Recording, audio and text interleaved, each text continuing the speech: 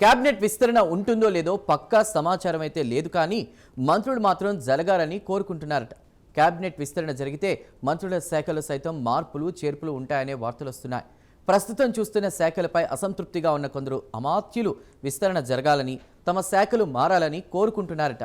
ఈ శాఖ వద్దని కొందరు, ఫలానా శాఖ కావాలని కొందరు కోరుకుంటుంటే తమ ఇష్టాలతో సంబంధం లేకుండా శాఖలు మారతాయని మరికొందరు చర్చించుకుంటున్నారట. ఇంతకీ శాఖల మార్పు కోరుకుంటున్న మంత్రులు ఎవరు ఏ శాఖ ఆశిస్తున్నారు? అసలు కేబినెట్ విస్తరణ, మంత్రుల శాఖల మార్పులు ఉంటాయా? Let's watch.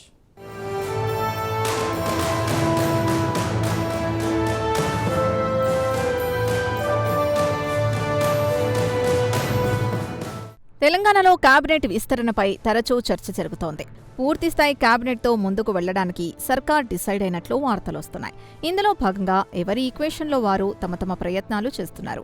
కోమటిరెడ్డి రాజగోపాల్ రెడ్డి, ఆది శ్రీనివాస్, విజయశాంతి, సుదర్శన్ రెడ్డి, రామచంద్రు నాయక్, బాలు నాయక్, మల్రెడ్డి రంగారెడ్డి, రామ్మోహన్ రెడ్డి, స్పీకర్ గడ్డం ప్రసాద్ కుమార్, ఇలా ఎవరి కోటాలో వారు ప్రయత్నాలు చేసుకుంటున్నారు. ఇక జెన్సీల ట్రెండ్ని దృష్టిలో పెట్టుకుని అవకాశం ఇవ్వాలనుకుంటే యశస్విని రెడ్డి, మైనంపల్లి రోహిత్, బల్మూరి వెంకట్ రేస్లో ఉన్నారు. ఇదంతా కేబినెట్ విస్తరణ గురించి. ఇది జరిగితేనే ప్రస్తుత మంత్రుల శాఖలో మార్పులు చేర్పులు ఉంటాయనే వార్తలొస్తున్నాయి. దీంతో మంత్రులు తమకు ఎలాంటి శాఖలు కావాలో ముందే కోరుకుంటున్నారు.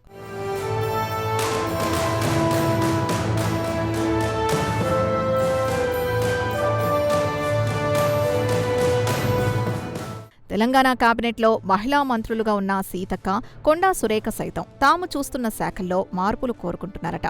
ప్రస్తుతం మంత్రిగా సీతక్క దగ్గర పంచాయతీరాజ్, గ్రామీణాభివృద్ధి శాఖ, గ్రామీణ నీటి సరఫరా శాఖతో పాటు మహిళా శిశు సంక్షేమ శాఖలు ఉన్నాయి. అయితే సీతక్క వీటితో పాటు ట్రైబల్ వెల్ఫేర్ శాఖను కోరుకుంటున్నట్టు ప్రభుత్వ వర్గాల్లో టాక్ నడుస్తోంది. సీతక్క గిరిజన మహిళ. ఆ వర్గం సమస్యలు ఆమెకు బాగా తెలుసు.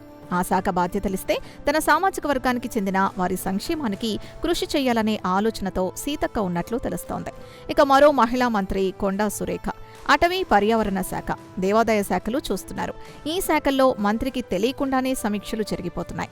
ఆలయాల కమిటీల నియామకం జరిగిపోతోంది. ఇదో అంశమైతే కొండా సురేఖ మహిళా శిశు సంక్షేమ శాఖపై ఆసక్తిగా ఉన్నట్లు సమాచారం. శాఖల మార్పుల సమయంలో తనకు ఆ శాఖ ఇవ్వాలని కొండా సురేఖ కోరుతున్నట్టు చెబుతున్నారు.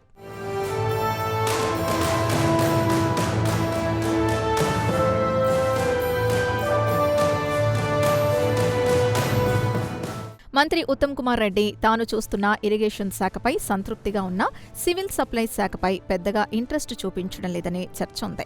ఎంత పని చేసినా, రికార్డు స్థాయిలో పంట కొనుగోలు చేసినా, మిల్లర్లు, దళారుల్ని ఎంతగా కట్టడి చేసినా నెగిటివ్ ఎక్కువ అవుతుందని, దీంతో పౌర సరఫరాల శాఖ ఒక్కటి మారిస్తే బాగుంటుందనే ఆలోచనలో ఆయనున్నట్లు సెక్రటేరియట్ వర్గాల్లో టాక్ వినిపిస్తోంది.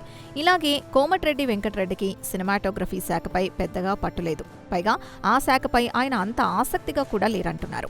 కోమటిరెడ్డి సినిమాటోగ్రఫీ శాఖ మంత్రిగా ఉన్నా వేరే వారి కనుసన్నల్లోనే నడుస్తోంది. అయితే రోడ్లు, భవనాల శాఖ మంత్రిగా కోమటిరెడ్డి వెంకటరెడ్డి చాలా సంతృప్తిగా ఉన్నట్లు చెబుతున్నారు.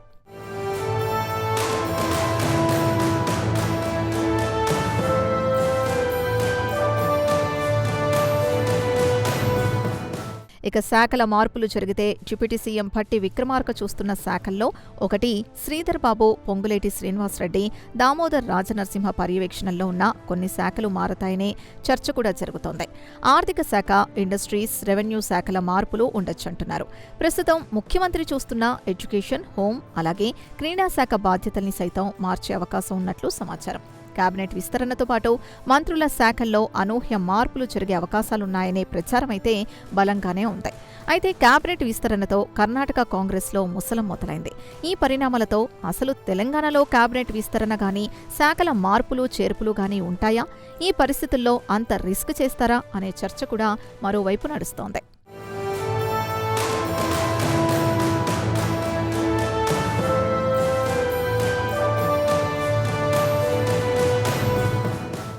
సీనియర్ మంత్రుల్లో ఒక్కరు కూడా కేబినెట్ విస్తరణ ఉంటుందో లేదో చెప్పలేకపోతున్నారు. కానీ విస్తరణ అంటూ జరిగితే మాత్రం ప్రస్తుతం ఉన్న మంత్రుల శాఖలు మారతాయని అంచనా వేస్తున్నారు. సీఎం రేవంత్ రెడ్డి కూడా అదే ఆలోచనలో ఉన్నట్లు చర్చ జరుగుతోంది.